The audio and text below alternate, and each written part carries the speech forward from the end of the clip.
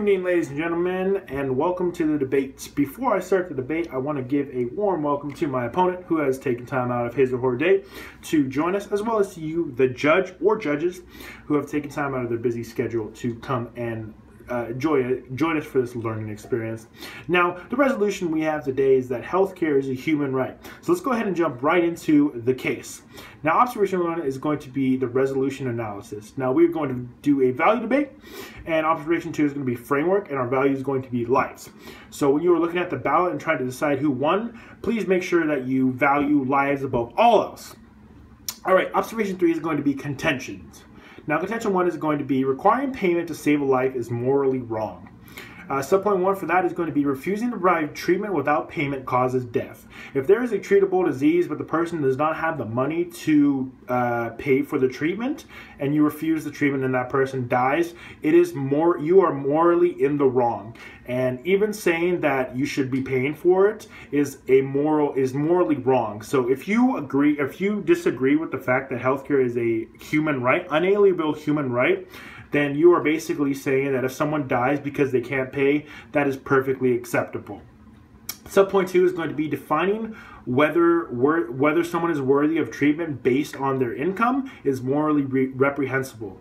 So if you are looking at someone and saying that person is about to die from X, but the person doesn't have enough money, so you're not going to treat them, and that person dies, you are essentially taking someone's life into your hands and saying that they are not worth saving because they don't have the money. So subpoint 3 for that, the impact of that is that people die because of greed.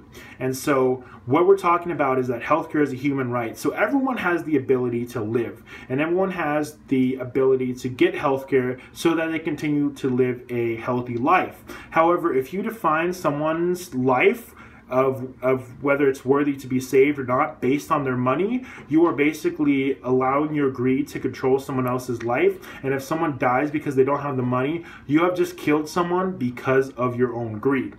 Now, contention 2 is going to be without healthcare, preventable ailments or situations occur. Subpoint 1 is that refusal to provide care equals death or financial hardship. What that means is if there is a way to talk to someone, if you can schedule a meeting with, for example, someone who will tell you that you're pregnant or not, and you don't know, the inability for them to get treatment because they don't have the money basically means that they are going to get pregnant and have financial hardship because they can't care for the person. And or if there is a way you can find cancer and treat it before it happens, but you refuse to do that because the person doesn't have the money to pay for that scan, you are basically condemning that person to die by saying that because they don't have the money, they're not worth your time. So going back to the value of lives, if you're looking at this from that perspective, by saying that you're not going to give someone healthcare as a right and that they have to pay for it, if they don't have the money to pay for it, you're basically saying that it's okay for them to die because they have no money. Subpoint 2 is that no preventative care leads to diseases that could have been prevented.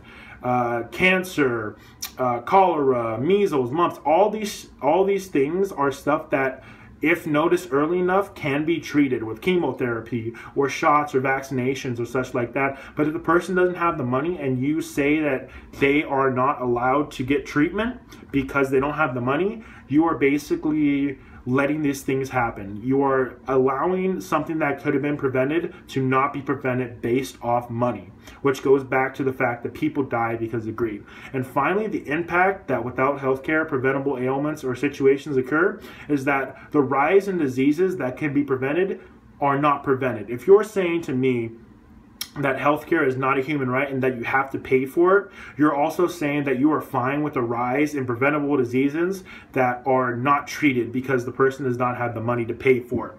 So while you're looking at the ballot and trying to decide who has won this debate, please keep in mind the value of lives and understand that if you vote for anything but the affirmation, you are essentially saying that requiring payment to save a life is just and fair, and that if a person dies because they don't have the money to pay for their treatment, that is okay with you, and that is morally wrong, and that is morally reprehensible. And as a human being, you should value healthcare as a human right.